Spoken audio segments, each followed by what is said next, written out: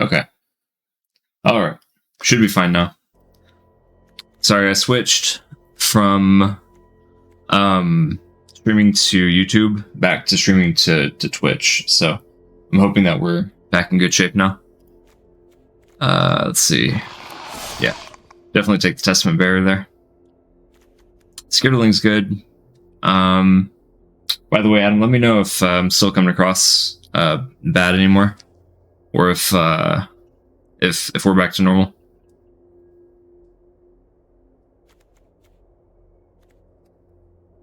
Free from Flesh is good. Skitterling's good too. Slowbad's basically just a 3-mana 3/3, which isn't the best. I mean, even rare drafting, I don't think I'd take that over maybe Skitterling, to be honest. But that does mean that we'd have to start getting some poison in. Yeah, we'll take the Skitterling. Might be able to get that corrupted now. Let's see, Skull Bomb's okay. Aspirant is more for the Boros deck. Furnace Strider, that card actually wins games. Ooh, Volt Charge. Yeah, that's solid. We definitely take that.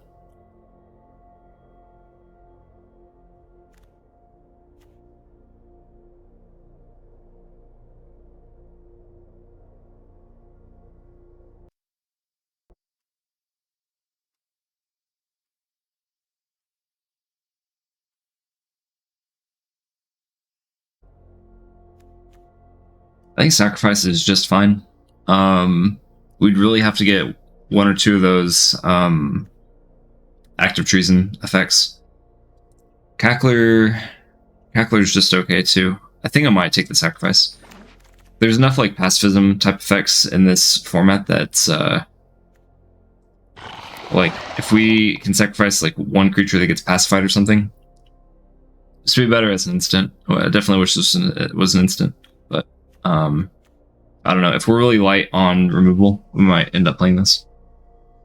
I wasn't really too keen on the other 3-drop that we had available to us. Not with the way that our deck currently stands.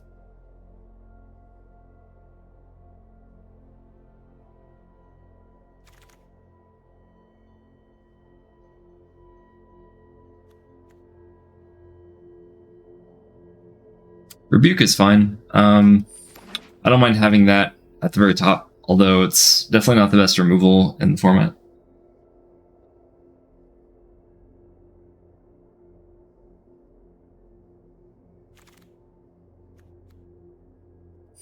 I guess we get another Rebuke. Sure, we'll take an Aspirant. Might just end up being a 3-mana 2/3 with Menace in our deck, but ooh, Drownernicker? That's strong. I hate passing up on these rares though, but you really can't pass up Drownernicker. It's probably one of the best removals in the format, especially against like some of the Dominus creatures that have like 4 toughness or less. Blue Sun's Twilight. Okay.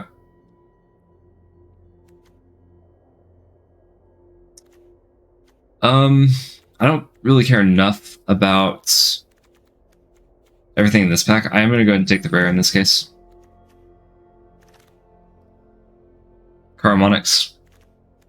Caramonyx is fine.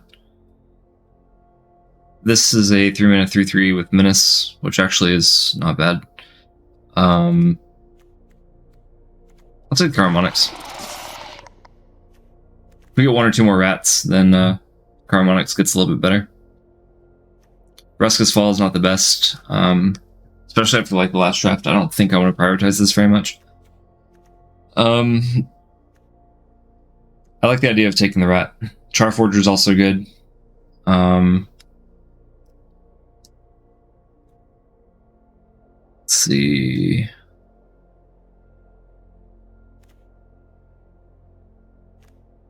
Do we really pass up on the Charforger? I've never really seen this get activated. I'm going to take the rat. Especially since we're playing Caramonyx, we now have 2 rats in the deck, and I mean that's enough to really be able to play this. And if we get like 1 or 2 more rats, like even better. I'd love to be able to play this and know that like I'm probably not going to whiff.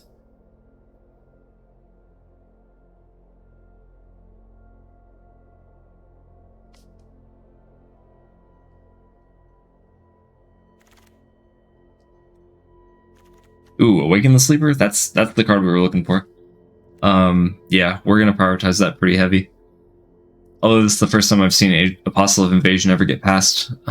Makes me wish that I was playing white. Charforger came around, and another pack. Dress, you'll never play that. Fuseling's good.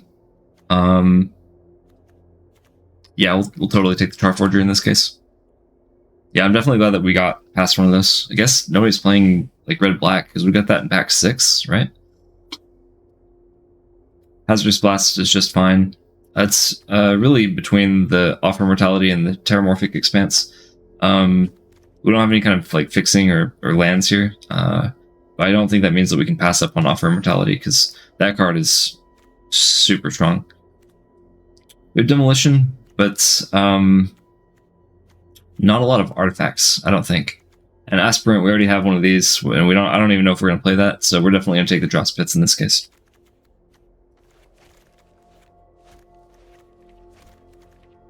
I feel like this is the third Rakdos deck that we've played in Limited, which I'm really not going to complain about, because I feel like Rakdos is really strong. I've been really wanting to play Black-White. Black-White is really good. Black-Blue too. I think we played Black-Blue one time, but we didn't get the real like support that we needed. So 3 for Flesh, not a bad combat trick.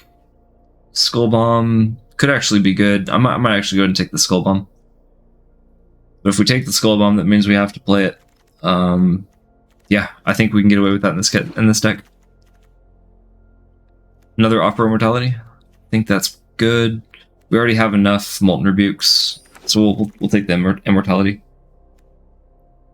Wow, glad the Punisher came back around. It's a good 3-drop. It has Menace. Trigger's never really going to go through it, though, I don't think. I mean, in Limited, most people are going to have, like, 2 basics by the time turn 3 comes around. Got another Charforger. That's pretty good. I'm glad it comes with, like, token fodder that you can sacrifice. Helps get its trigger through. Its other trigger. We need some things that, like, sacrifice. We have Centurion, we get Skitterling. It's not bad. We'll take the Rabble. I'm not sure if we're even going to play it. Take the Mirror. Wow. Man, I really wish that we were playing white. This card's insane. Can we play white? I think it's really risky to play white. Or to play 3 colors in general. Plus, like, do we take the Paladin knowing that, like, we can 100% play the Paladin in this deck?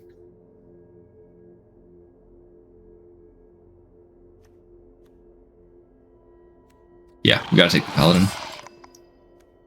Another Charforger. It's not bad. Other option is, like, Testament Bearer. Yeah, we'll take the Charforger. Man, 3 Charforgers. This is gonna be crazy.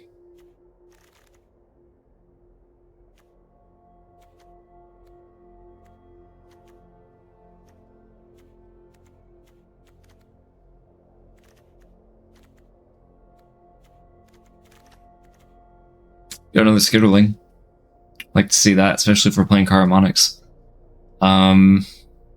It's nothing better in the pack anyway, so that's a pretty easy choice.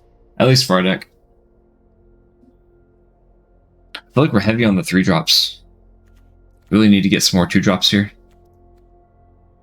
Like, we have removal on 2, and we have, like, a creature. So, our tempo is really going to suffer because of that. So, we might start prioritizing 2-drops pretty heavy here. We're definitely not going to play this. I think Charforgers are just way better. Probably want to play one of these Rebukes, too.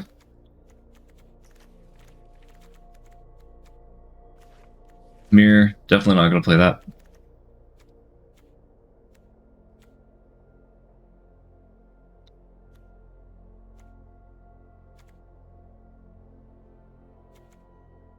Trying to figure out how many cards we have that have, like, oil counters.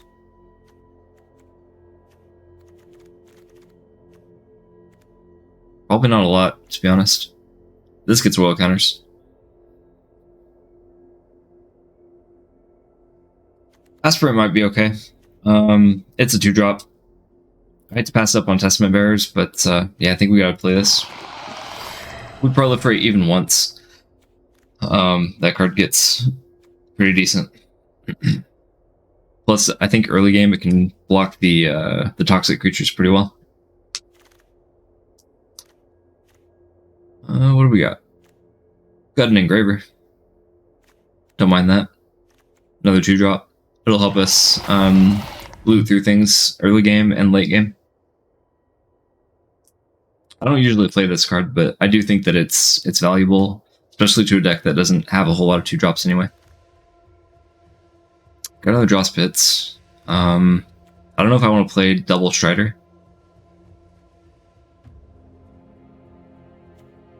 Yeah, I'll take the Draw Spits.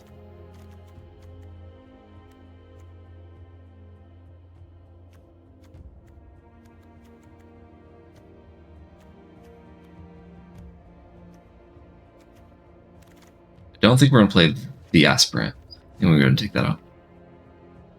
Free from Flesh. Glad we got one of those. I think we're going to play the Cackler. I think that we'll have enough creatures that have oil counters to make it worth it. I'm not 100% sure how I feel about the Hive Master, but I mean, it could help push like 1 poison counter through, and then we can proliferate it up to the 3 poison counters that we need. Ooh, Slinger? Yeah, we'll definitely take the Slinger. Man, I'm glad these bears are coming around, because we definitely needed that.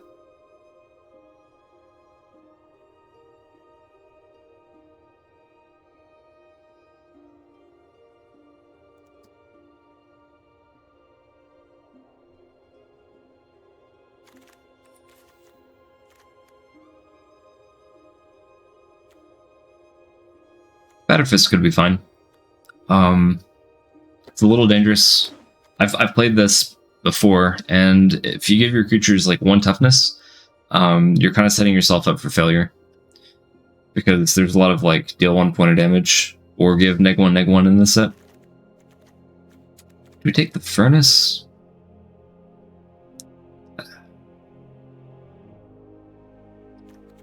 Yeah, we'll take the Furnace. Got another Cackler. It's kind of good. We're gonna take this, but we're not gonna play it. Might play that. Man, those Rabbles kept coming around. Alright.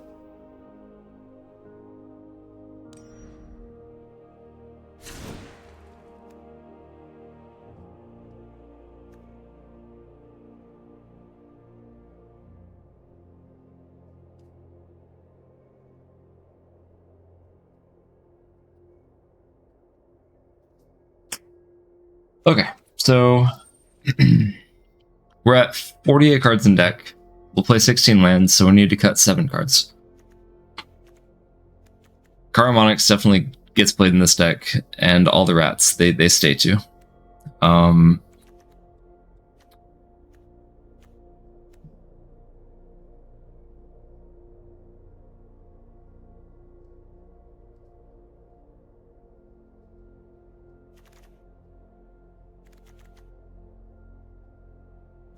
I feel like maybe we do play the Sacrifice in this deck.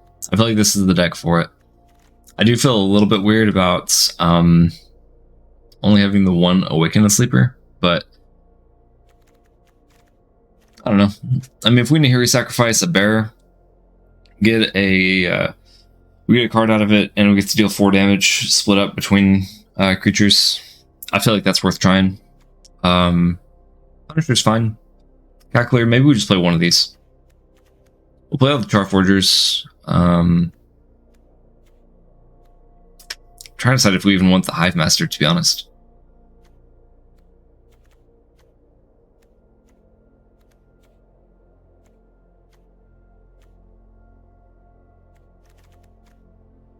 I think we'll drop the Splitter. And we'll probably just drop the Batterfist too.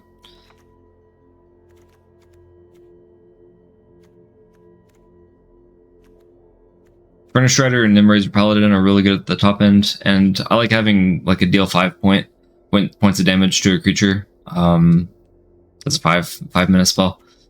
Although I think out of all of our removal, that might be the less good removal that we have. Free from Flesh, I feel like we need to play this because we are playing like Cackler, and we can like do Free from Flesh on Charforger and then remove the 3 oil counters to get some card advantage in the late game. So I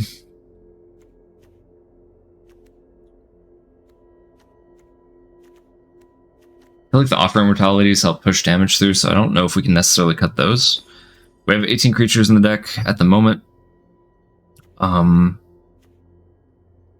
trying to decide if we even want the Punisher.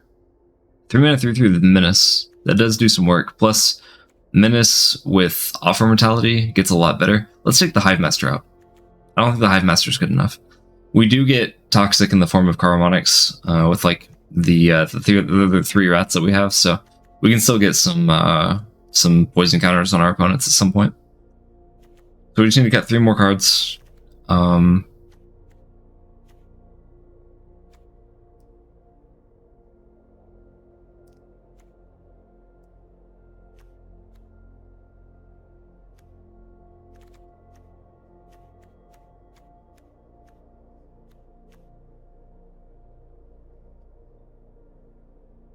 How much Proliferate do we have? So we have Rat proliferates 1 time, Drowning-Acre proliferates, Volt Charge proliferates.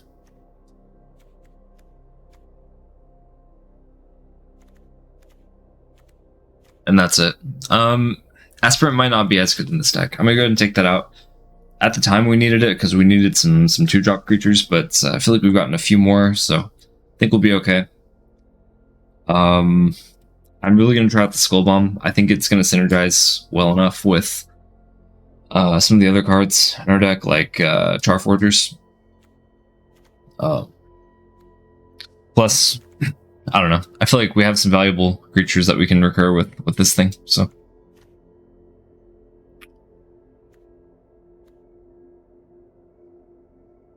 I might actually take the Rebuke out. Let's go and take that out. Especially if we're going to keep both of the Offer Immortalities in. I think that'll be okay.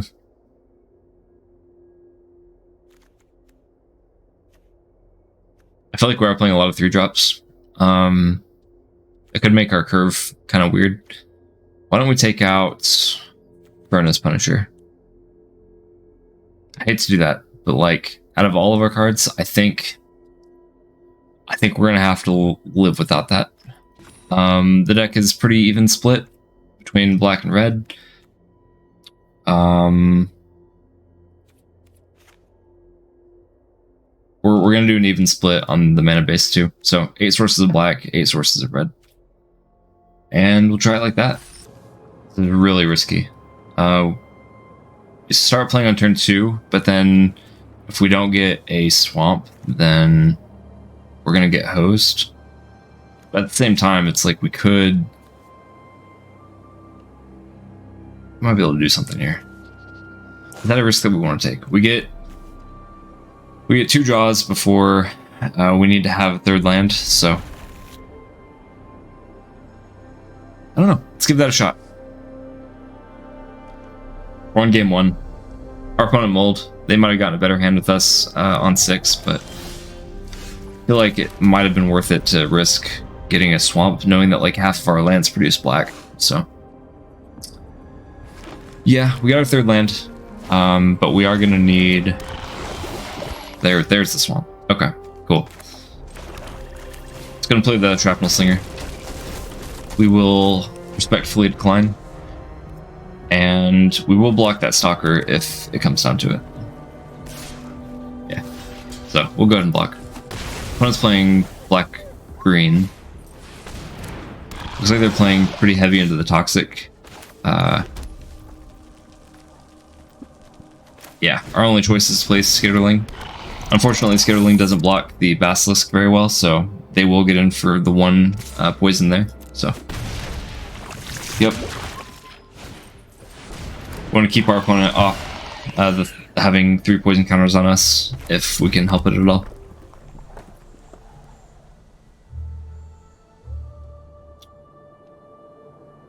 I'm not going to swing because the opponent will probably block. And I want to be able to hold up Skitterling just in case, so I'm just going to play the Testament Bearer for now. I'd much more happily block the Basilisk with our Bearer, because then we basically go... we 2-for-1 our opponent. They lose Basilisk, and then we get to get some card advantage off the Testament Bearer. Yeah, so they're going to swing. So we're going to go ahead and block.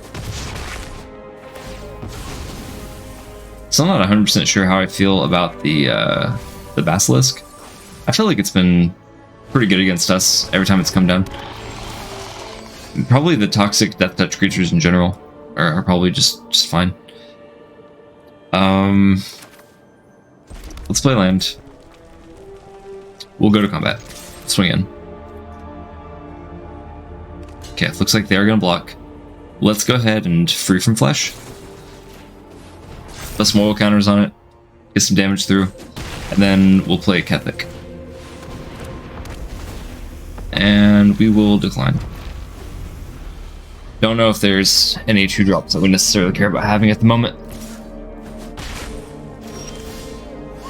Okay, so we're still sitting pretty at on 1 swamp and some other mountains.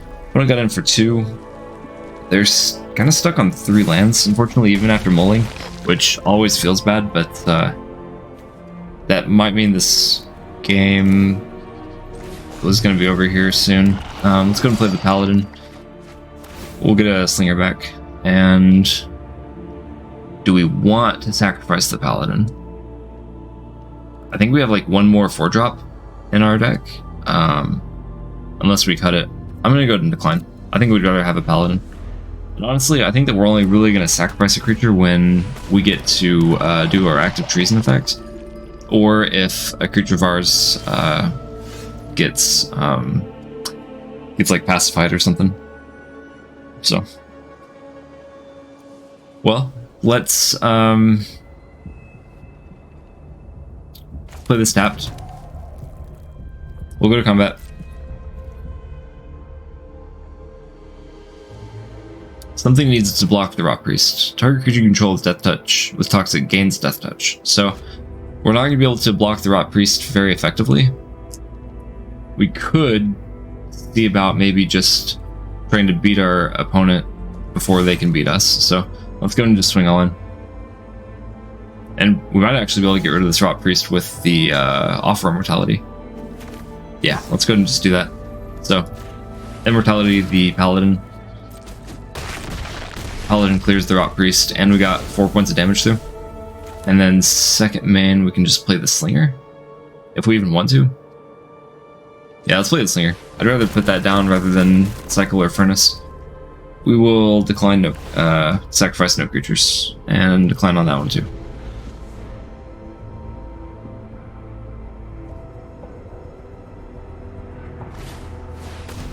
Another Rot Priest. Okay. There's another Immortality.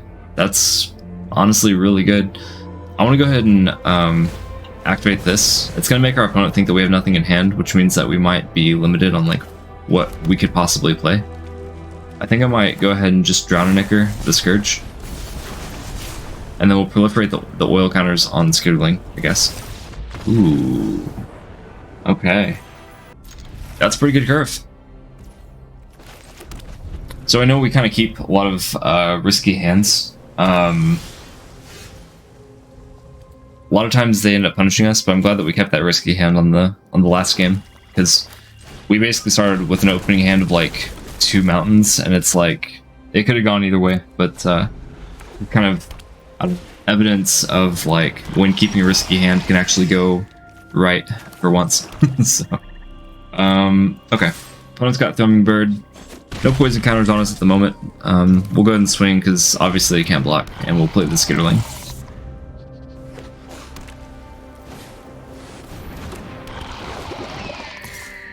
Cleansing Raptor. Okay. I think we're gonna remove the raptor. Go and do that. We have nothing to proliferate at the moment, but I'd rather that the opponent not be able to get that poison counter on us to start proliferating with the Thrumming Bird. Because the Thrumming Bird is decent on its own, but it gets way, way, way better once they have something to start proliferating, like a Jace, for instance. Focus on the facts. Okay.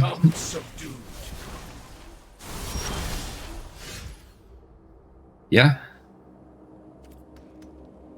Yeah, missing these land drops is really gonna hurt.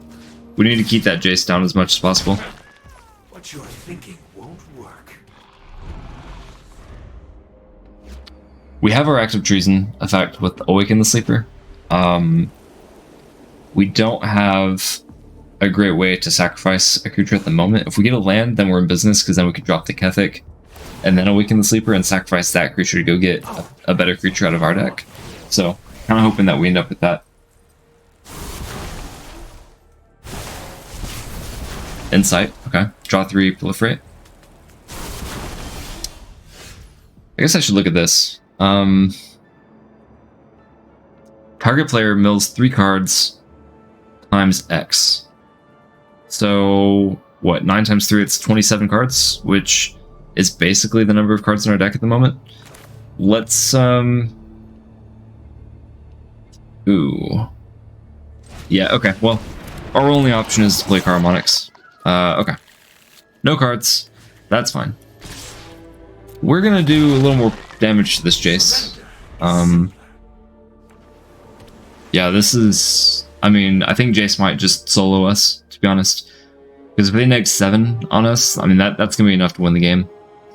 7 times 3, it's 21. We're going to be left with 7 cards on our deck, which puts us on a 7-turn clock, which is actually pretty insane and limited. It really hurt us that we missed a land there. I mean... if we'd gotten a land, we might have stood a chance against this Jace, but, yeah, I mean... oh, they're gonna keep on ticking up on Jace. Okay.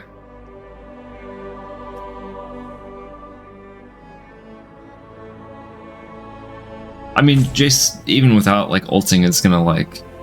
he's gonna tempo us really hard, so...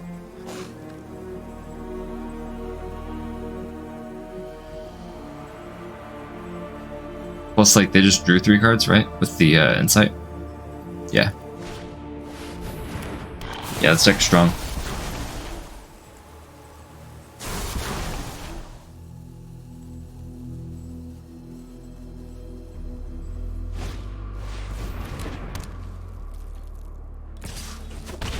Okay. So there's the pacifism. This thing basically becomes sack fodder at some point. I feel like this happened last time. We played Harmonics and we were like 1 card away from getting our rat. I mean, I don't know.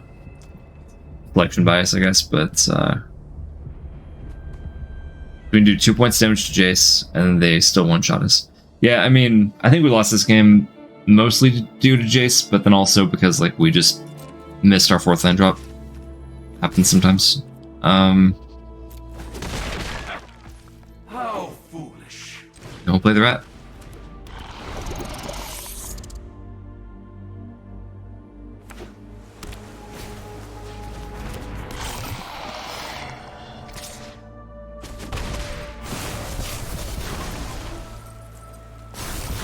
I guess they've just been waiting to, like, literally one-shot us, like, have us mill the 27 cards.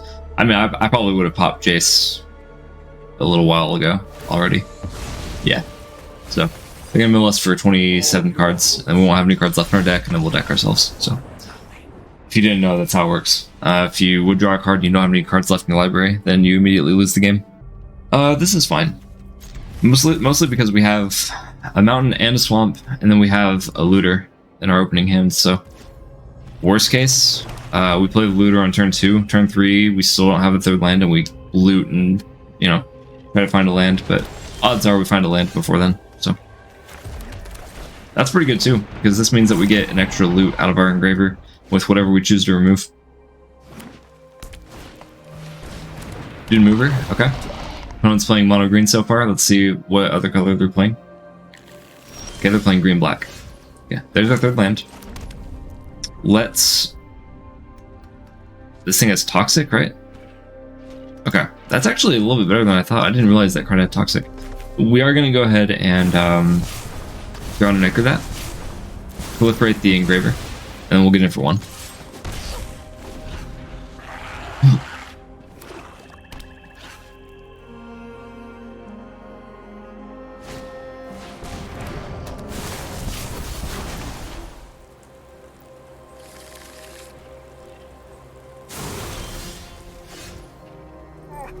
Full charge is good.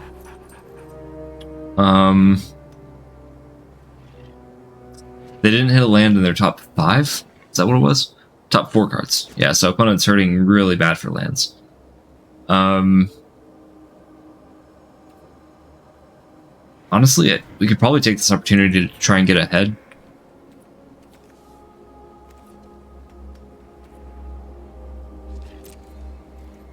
Try and decide if we want to loot.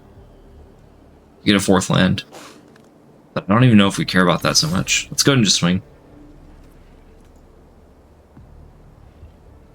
See what the opponent wants to do. Yeah, they'll just take the 1.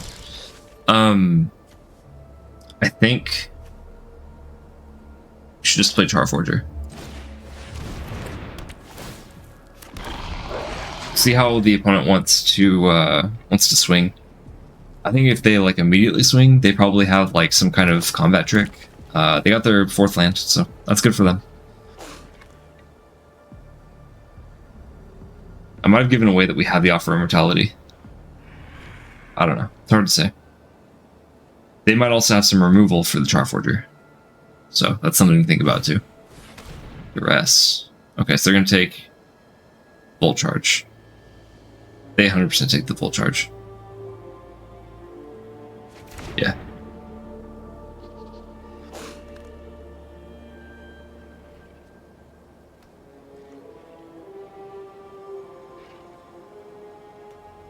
I think I might like to hold on to this Engraver in case we start drawing more lands past 5. Because we're not going to need more than 5 lands in this deck ever. You know, in any of these games. So. Opponent swung, which means they probably have some kind of combat trick to keep their Vorak alive. It doesn't have Toxic, so I'm not too worried about it connecting. Got a Skull Bomb. It's good. Unless the opponent probably didn't want to have to block and lose their Vorak to Offer Immortality, so I don't know. I'm going to play the Charforger. Usually you don't want to play anything on your first main phase, but I'm going to play this in case the opponent has some kind of like untapped target creature, gets +X until end of turn, and then we lose a creature. So, plus they're holding on to priority for something, which is, I guess, the Hunter Maze. But, so you can't be too careful.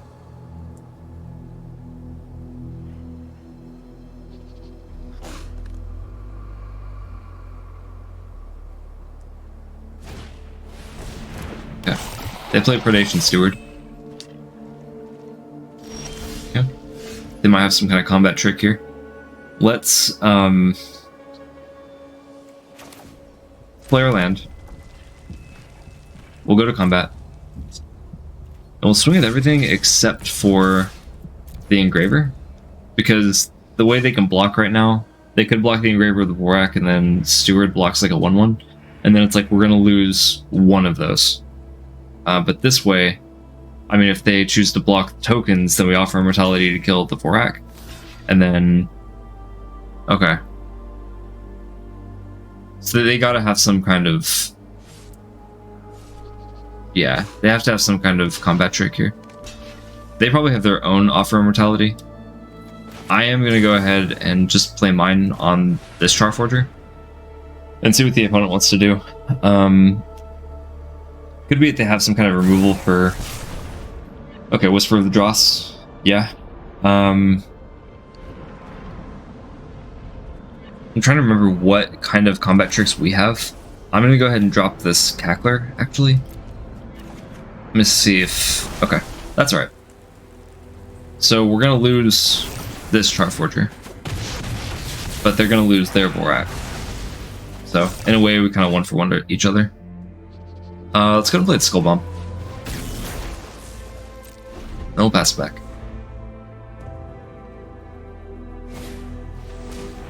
Ooh, Rot Priest. That's really good. So basically that means like if we get like point removal, we gotta play that. I mean, we gotta play that on the Rot Priest. Because we can't just be using our targeted point removal on other cards, because basically the opponent will give us a poison counter every time we do. Yeah. That seems fine. Good that we didn't already have a poison counter on us. And the Charforger gets a extra counter there. So. Ooh, they're not gonna swing. Okay. Well, we got a 5th land.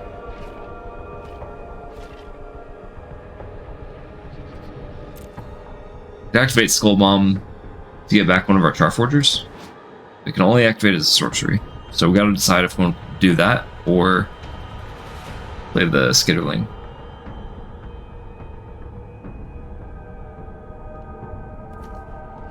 We're gonna go ahead and do that. So we'll get Charforger back.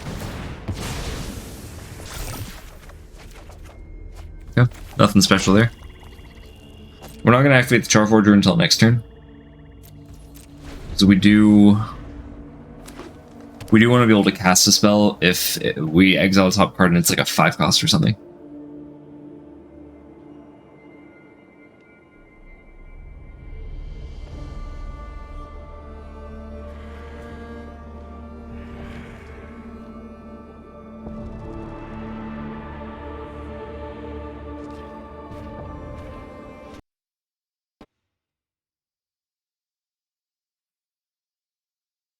Yeah, Scrap Trap.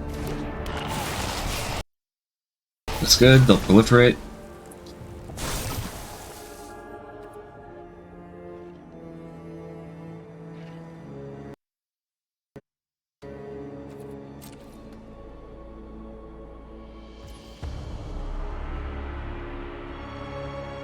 Okay.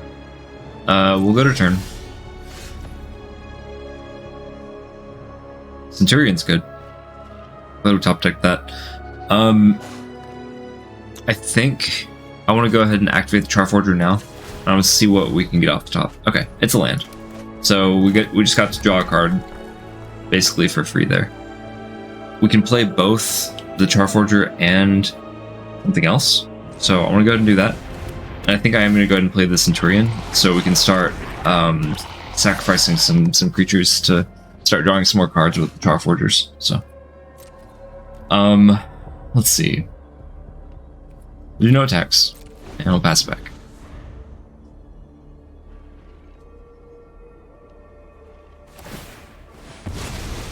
One's gonna sack the maze. That resolves. Okay, they got their 6th land now. I think. Yeah, 6th land.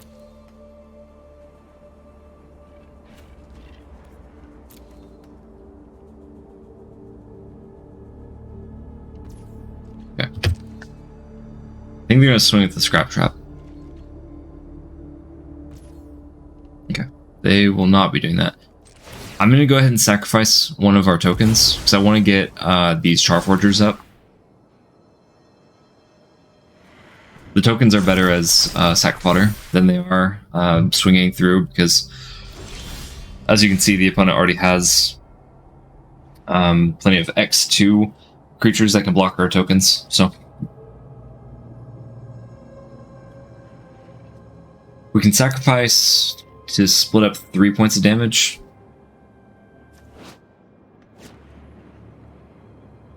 It's not quite what we want, so let's honestly, let's go ahead and activate this furnace.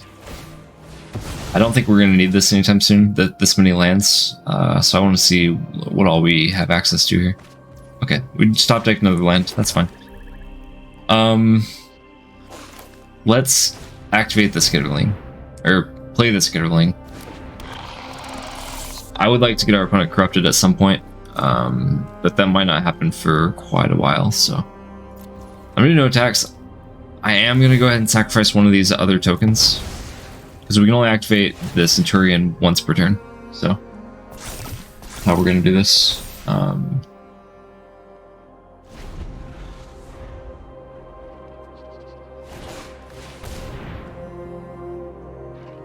Okay, opponent plays Vorak. We still don't have any poison counters on us, so proliferating is going to be limited to the number of oil counters they put on the steward.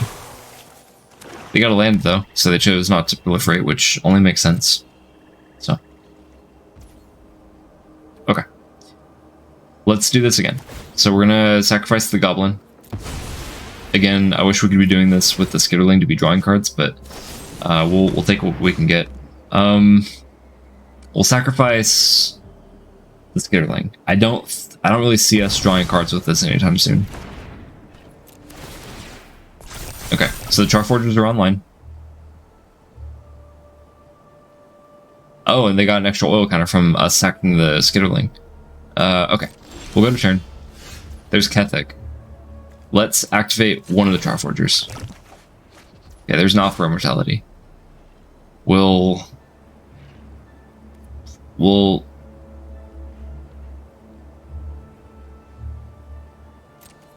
yeah. Let's get it for some free damage here. They'll absolutely take the 2.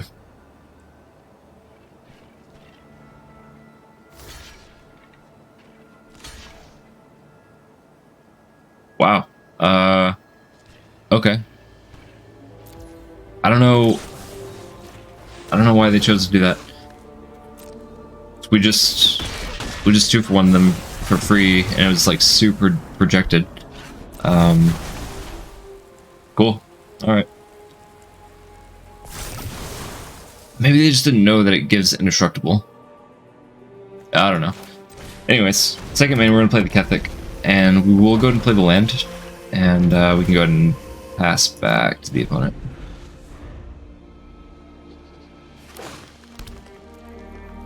On top deck, till another land.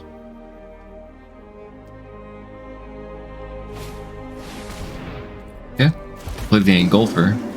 6/5 with trample and reach. It's really strong.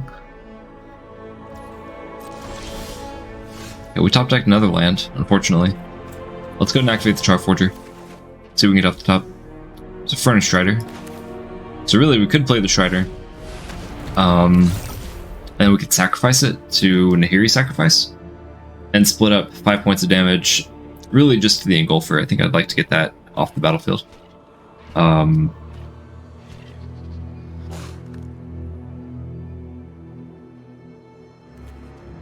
It's a sorcery.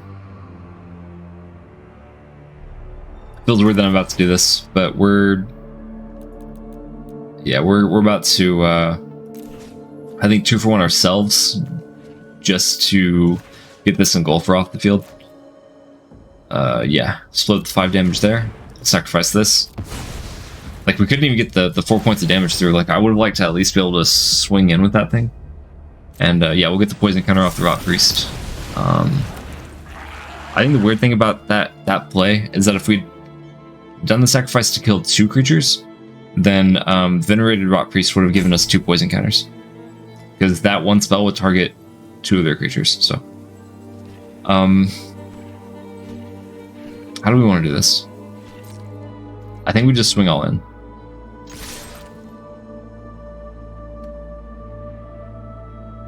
The opponent could double block a Charforger with their Steward and Rot Priest, but then they take, what, 2, 4, 8 points of damage. They go down to 4, and then the other Charforger ends up getting an oil counter to activate next turn.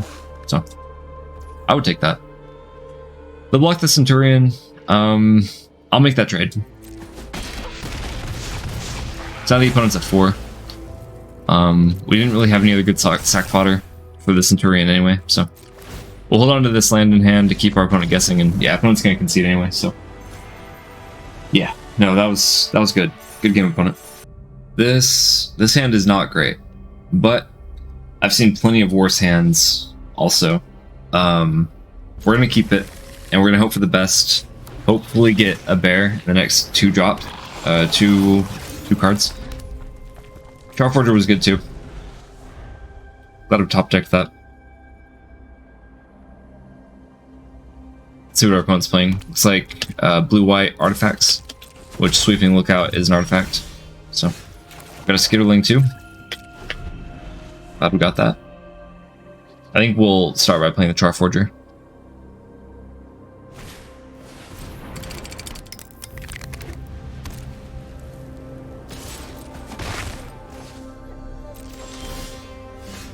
That escaped experiment was really good.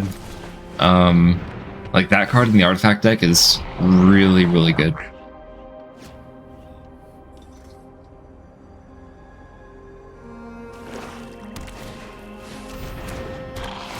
Yep. Edifice is strong. Oh, the opponent's playing Esper Artifacts.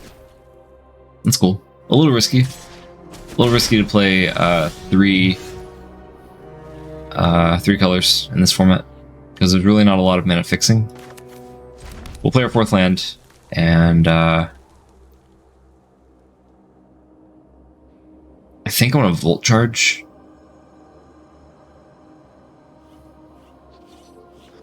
We can Volt Charge and do something else. Let's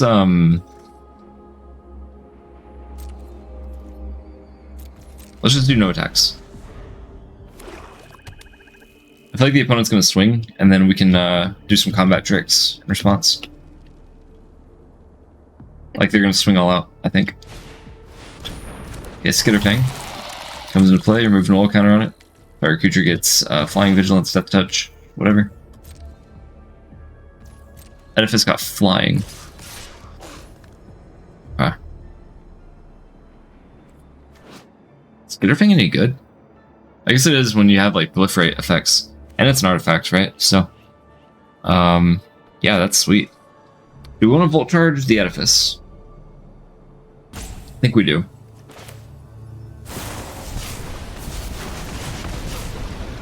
We'll proliferate the oil counter on Charforger. And then we'll, yeah, bring it back around to our turn. 5 mana. Play Furnace Strider. I think that's probably...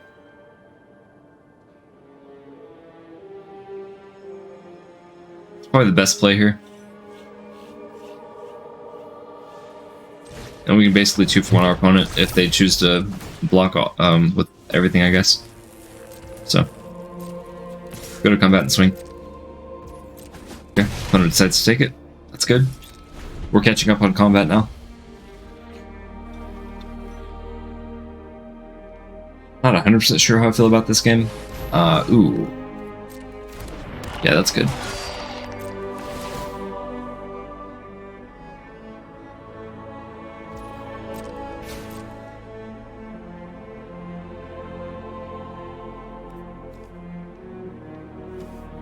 Oh, okay. So, Lookout won't do any damage, but when it would do damage, instead it doesn't, and it makes, in this case, 1 might for free. So, it's pretty sweet. Skitter Fang is going to give, what? Lifelink? Death Touch. Okay, so. Really surprised they're not swinging with both the Experiment and the Skitter Fang. Like, they're basically losing out on, I mean, I guess we would just block the Skitter Fang.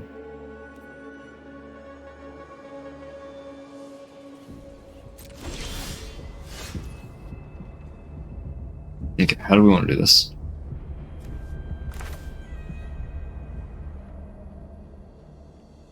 I think playing Kethek is our best choice here.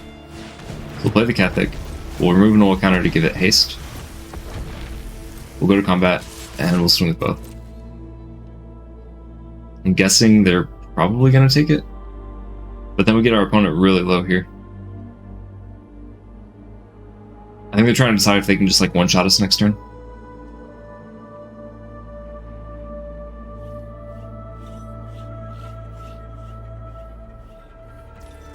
Yep. Okay, they're gonna take it, so.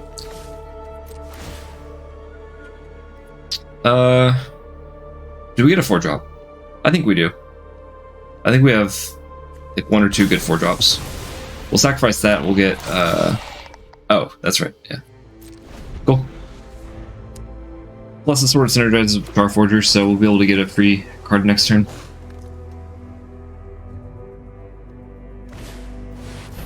Yep. Opponent plays Fisher. The 4/3 with flying for 5, loots a card.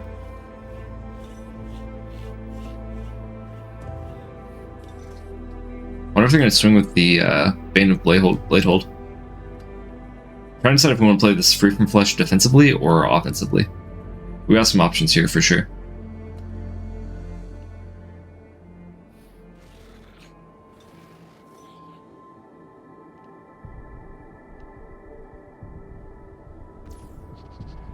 Okay. So they're going to prevent whatever damage Bane of Bladehold would do.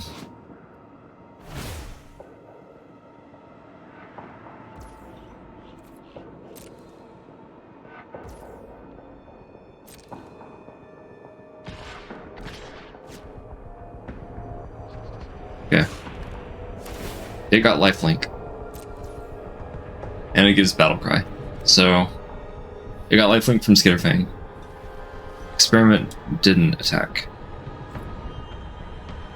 Opponent only has one swamp untapped. So yeah, I think we're gonna go ahead and block the Bane of Bladehold, and we're gonna go ahead and play Free from Flesh offensively.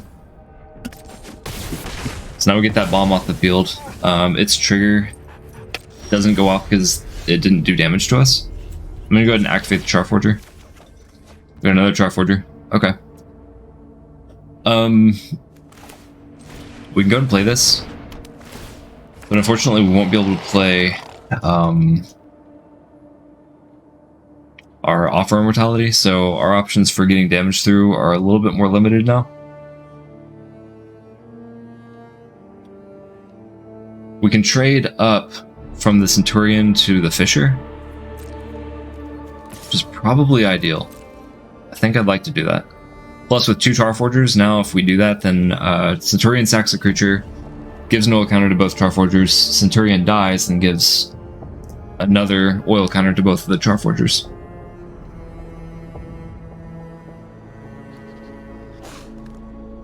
Or we get 2 points of damage through and get that much closer to winning this game, which is ideal. I'd prefer that the opponent doesn't block at all. But I also don't mind trading a Goblin for the Skitterfang in this case, so we'll go ahead and do that. Because now for sure, our first Charforger can activate next turn to give us some more card advantage. But now we have to decide if we care about blowing up the Experiment or the Lookout. We're at 12, so I don't feel super worried about, you know, that Lookout dealing 1 point of damage. And I feel like we're much more likely to be winning this game on our own terms, so yeah, I don't really know what our opponent is going to do on this turn. If it's like just a massive bomb they drop, like the Wanderer or something, yeah, that'd be pretty crazy. But and Seismic Glider is definitely not as good when we have no poison counters on us. Not worried about that play. It is an artifact, so it's going to help whatever artifact synergies they have. But yeah, I love our odds here. I feel like we just swing all out. Okay, Fisher and Lookout come through. Yeah, we really might be winning this game this turn. We're at 7, so we're getting close. But I think the opponent's definitely gonna have to be doing some good blocking here. Okay, we'll go to turn. We gotta land. We activate the Charforger. We get a tapped source of black mana. That wasn't the best, but I don't think it's really gonna matter either. I'm trying to decide if swinging all in is the right call. So opponent has 6 in the air. They're gonna have to block something here. Let's go ahead and swing everything. Because they're gonna have to lose one of their creatures. I don't think that they have any options for haste creatures in Esper, so I don't think we have to worry about that. They are gonna block the 4/4. And right now, we have lethal. If we wanted to block the Kethic. But that's definitely a gamble, because if we do sacrifice the Kethic, then if they have like removal for the Centurion, then we just immediately lose. But it seems like the opponent's going to try and double block here to try and prevent that from happening. Now if we blocked Kethic or Charforger, we still don't win because it's 4 from the Centurion and then 4 from everything else, which puts our opponent at 1.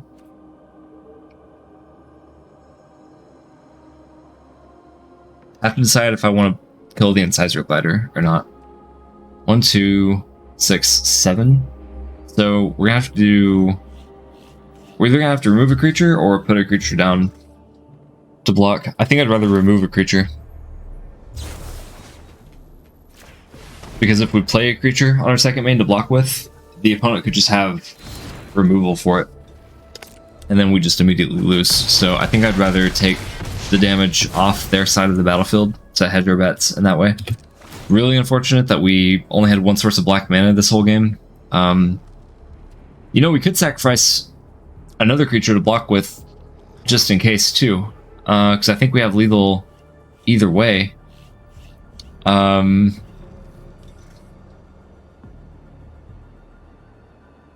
Just trying to think of all the 2-drops in our deck. We have the rats. I'm going to sack a Charforger. I'm going to do that. I'm going to sack the Charforger. I'm going to get a rat to block with. Or an Engraver. That's really good too. That basically turns the mountain in our hand into something else that could not be a dead card. And it blocks the might, of course, very effectively. Ooh, yeah. I think that's going to win them the game. Yeah, 9 in the air. Nothing we can do about that. Yeah, wow. Good game, opponent. The affinity for artifacts. That's cool. This is definitely the deck for it. Man, wow. Came out of nowhere.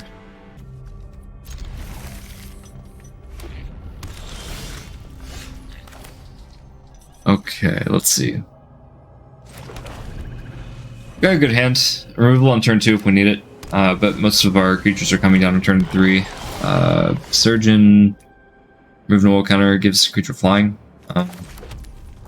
Probably gonna remove that, but we'll see what our opponent plays on turn 3. Yeah, we'll go and remove it now. No reason to take that 2 points of damage in limited.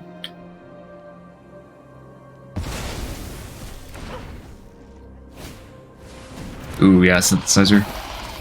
Super strong. But we do have the removal for it. Let's go ahead and just start with Charforger. I gotta say, Charforger is a lot better than I gave it credit for. I felt like the 3 oil counters might be kind of hard to get to sometimes, but like in these last few games that we've played, Charforger's been like the all-star of our games. Drowner is really good too. Hopefully we just drop some Charforgers and get like an oil counter on each of them, and then we can proliferate those counters with Drowner. That's what we really want here. Surprisingly, we've been really low on black mana available to us. No attacks. Like, I've noticed like each game, it's been like 1 swamp, like 3 or 4 mountains. I mean, it is what it is, but it's like, I don't know. That's kind of crazy. Acreplate Golem, 3 mana, 2/3. When a creature enters the battlefield, if it has 1 or more oil counters on it, put an oil counter. Creatures you control with oil counters on them get +1/+1. That's pretty cool. So like synthesizer, yeah, solid. Let's we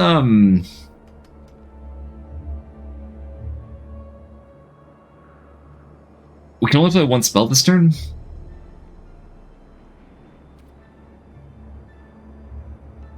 Let's go to combat. I think we'll swing in with both of these. Let our opponent decide what they want to do here. Okay, they're gonna block the synthesizer. Let's go ahead and offer immortality this. And the opponent might have the bounce target creature proliferate effect. Or Hexfold Slash, that's good too. Okay, creature died. So now we can drown a Nick or something next turn if we want to. Ideally though, we get a land of any kind. That way we can drown a Nicker and Volt Charge. Or if we get a swamp, then we can drown a Nicker and then Centurion, I think. I feel like that's probably what we want to do here. Batter Fist token, that it gets through for 3. But we're alright with that. Okay, so we got a swamp. That opens up some options for us. Let's go ahead and Drown Nicker, the synthesizer. And now we can proliferate the oil counters on our Charforger. Unless the opponent just has a ton of interaction here. Okay, cool. So that's good. Let's go ahead and play Centurion. Let's not play Centurion. I want to Volt Charge the Golem. Now we can get in for 5, and we can proliferate the oil counters on our Charforgers some more. Counter unless they pay 2? Is that what I saw? Cool. We'll do no attacks. Yeah, we'll do no attacks this time.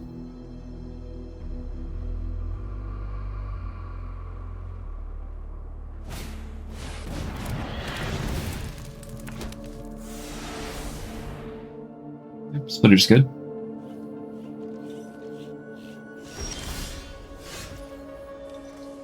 Play Cackler. I don't think I mind that. Centurion could also prevent some damage here. I'll play the Centurion, and then I'll block with the token, and then sack it to Centurion, I guess. No attacks. Yeah, no attacks. Like this 1/1 is going to die no matter what this turn, because I want to start activating these Charforgers and see what options open up to us. Retrofitter comes in play, turns an artifact into a 4/4. Okay, yep. Pretty strong. For as long as it remains on the battlefield. Okay. Go to attacks. See what the opponent wants to swing with. Looks like nothing. I'm gonna go and attack the 1/1. We gotta open up the option to exile the top cards of our library. Got a Blight Belly Rat, that's good. Go ahead and activate the ability on this one. So we got a land. We're not gonna activate the other one in case there's another land on top. But we will play the rat.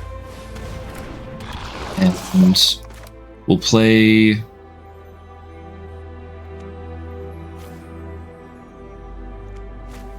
the Cackler too. I don't think I want to play the Skitterling. I want to be able to get to a place where like we can activate the Skitterling. So we'll do no attack still.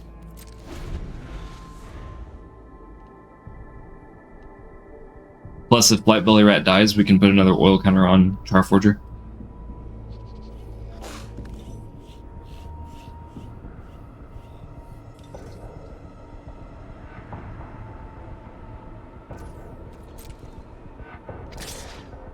Alright.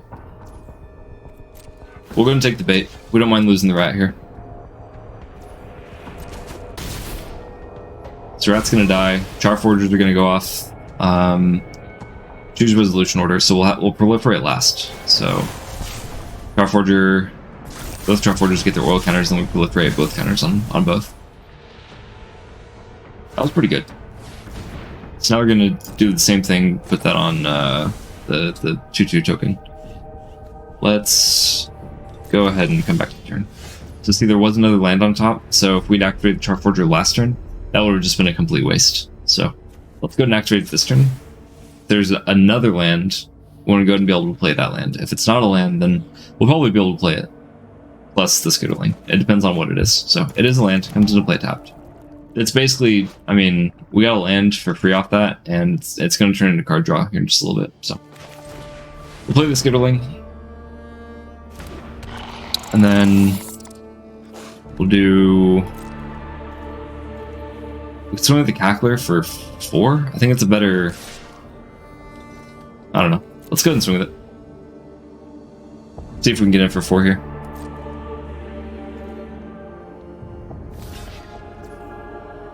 Yeah, opponent will block. That is totally fine. Our Charforgers get another oil counter on them, and we got a little bit of damage through.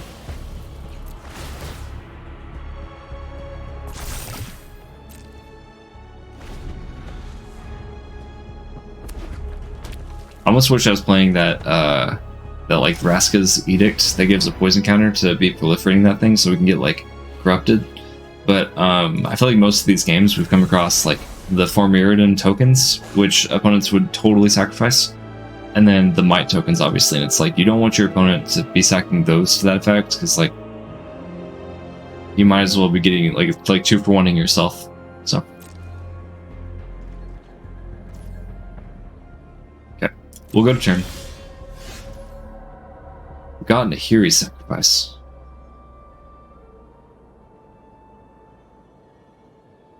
Could Nahiri sacrifice deal 3 points of damage to the retrofitter? Let's see what we get off the Charforger though first. Yes, that's a land. I mean, we're hitting lands off all of our Charforger activations, which I'm not going to complain about, but at the same time, we probably would prefer to get something else. Because I think now we're up to, what, 8, 9 lands out of the top 20 cards, which is well over half. Say well over half, it's literally one land more than half. But, how do we want to do this now? I don't see us putting poison counters on our opponent. Why don't we go ahead and sacrifice to kill the retrofitter? We're really opening ourselves up here. Actually, you know what? Let's activate the pits. I want to see what that is, what that's going to give us. Opponent has priority for something. I don't know what, but I feel like it's not like a removal spell. Let's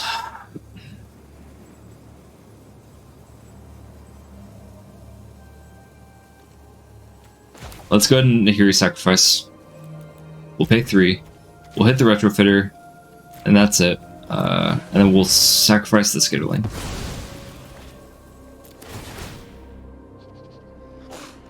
Get some more oil counters.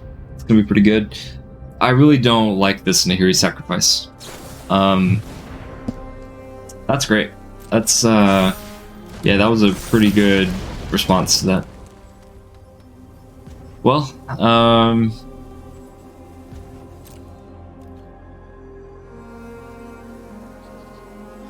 yeah, I think we get in for just 2. See if we can make use of the software immortality at least. Yeah. Gonna do that. Yeah, we just War-for-One ourselves. I think I need to take this Nahiri sacrifice out of this deck. I want to play Songbird and Strider.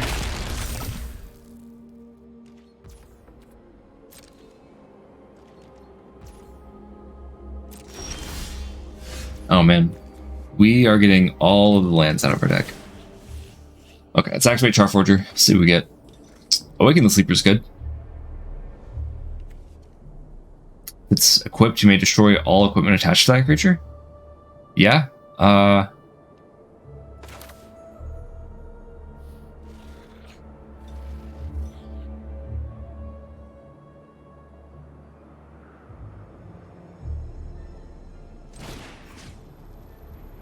Yeah, we get the retrofitter for sure.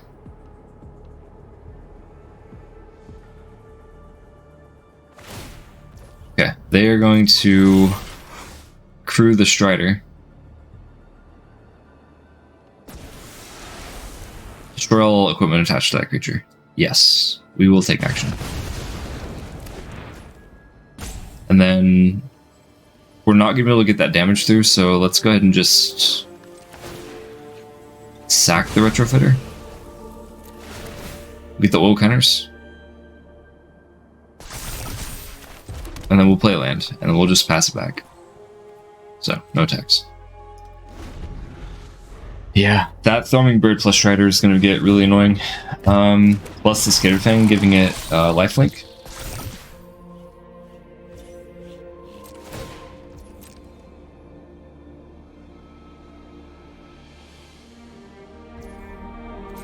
Okay, so they're just going to get the Throbbing Bird in to proliferate that Strider first before they do anything else. One thing I know for sure, we need to start drawing some non-land cards. Nope, we are going to continue getting all of our lands. Wow. Okay, so that's 8, 9, 10, 11. 11 of our 16 lands with 16 cards left in the library. Yeah, we're gonna go and play the mountain, and yeah, I think we're just gonna pass it back. I mean, these Charforgers have been giving us some really good value here, but it's, I mean, that value only goes so far.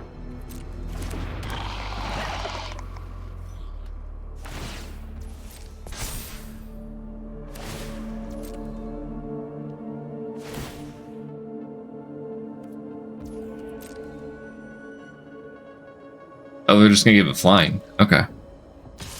Cool. I thought they'd give it lifelink, because I feel like giving it lifelink is just gonna be good enough to ultimately win the game. They're probably worried about another offer immortality though.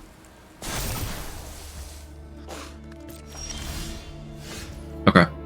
Slinger was really good.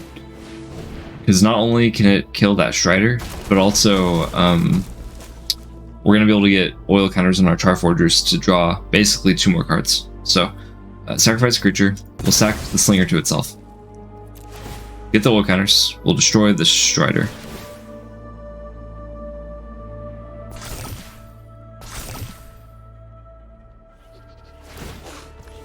Sure.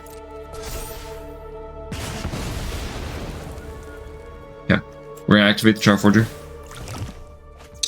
Got another land.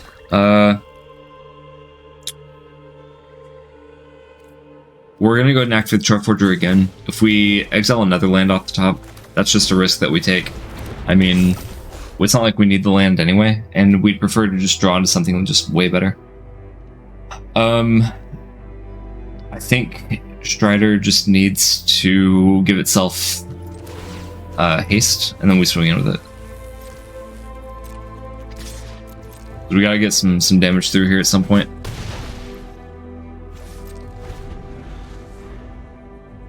And I guess, like, I don't know, if we need to, we can sacrifice the Strider to the Centurion.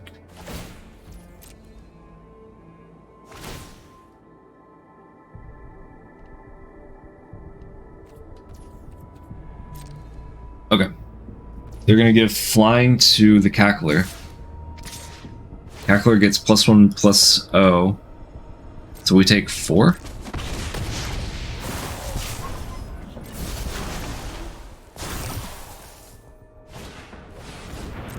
Arbask's Anointer deals 1 point of damage to us. Yep.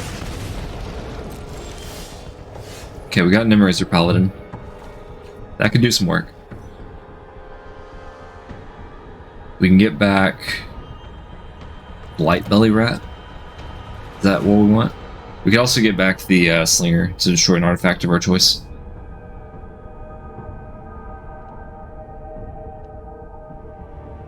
I think we should do that. Let's go and play the Paladin. And then we'll get... Is there anything we care about proliferating? I'm sitting here thinking like we could get back the rat and then immediately sacrifice it to proliferate. So we could proliferate the oil counter on Strider, give basically 2 poison counters or oil counters to our Charforgers. But I think that removing an artifact is just better in this case. So yeah, we'll go ahead and do that. Sacrifice the Slinger. Charforgers get oil counters. We'll destroy the Skitterfang, because that's what's really getting damage through for our opponent.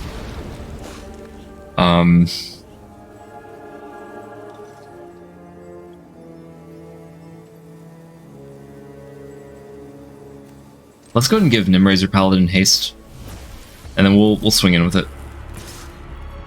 We'll leave behind the Furnace Strider to block. Okay. Still block the Paladin, that's fine. Get some more oil counters, and we'll end turn. 12 cards left in the library. Opponent has 17. In terms of value, we've accumulated far more value off the card advantage. It's just that most of that value unfortunately turned into lands, and we did not want this many lands like this early in the game. The good news is that if we can survive, the opponent is much more likely to be top taking lands now. So let's go ahead and go back to turn. We got Testament Bearer.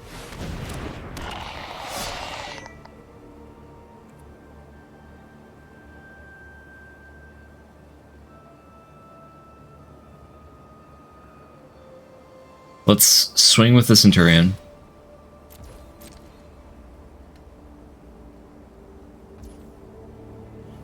Centurion, I think... I don't want to do this. We'll probably just block with the Testament Bearer. Let's just get the 2 points of damage in. And then we'll end turn. We're gonna leave this card in our hand, keep our opponent guessing. The opponent doesn't know if we have some kind of combat trick right now. Opponent probably top decked a land. They're definitely due for their 8th land by now. Especially if they're playing 17. They're probably due for like 2 or 3 lands off the top. Okay, so they get in for 1. Nothing to proliferate. I'm gonna go ahead and sacrifice the Testament Bearer here in just a minute. I'm gonna do it on our turn. I think it was good.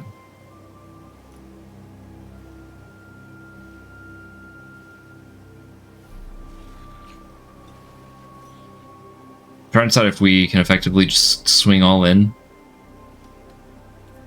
I think that's what we're gonna do. Let's play the Kethek first. We can sack it if we have to for this Centurion. And then we're gonna swing all in. So now our opponent doesn't know what's going on. They don't know like what this card is in our hand that we've been holding on to. Maybe we've been holding on to some game-winning spell in our hand. They're gonna try and get rid of our Cackler or our Charforger. I want to get rid of this Cackler if I can. At this point, I'm trying to remember what all we even have in our deck. I feel like we've gone through a lot of our removal spells. We have Free from Flesh, so we can.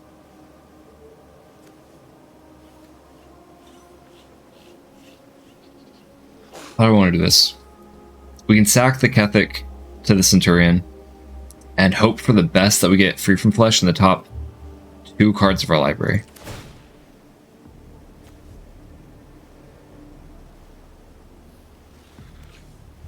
I want to do that.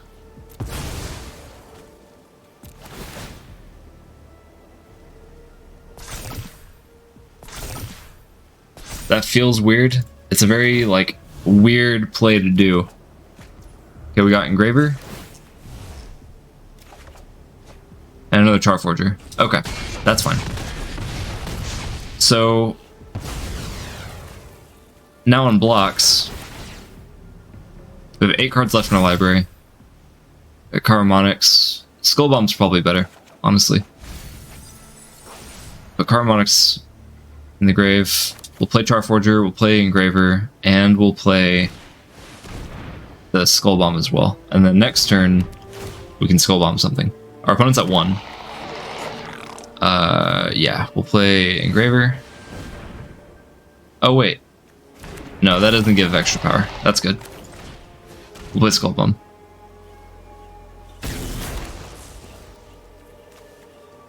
Alright, 5 cards left in library.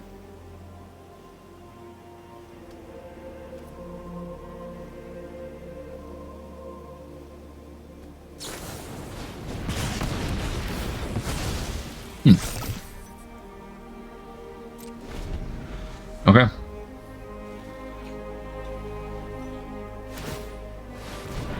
Gives first strike and trample. Yeah, I think that's gonna do it. Yep. Good game, opponent. All right, I'm not even gonna block. There's no series of blocks or effects that we could do that win us that game. So.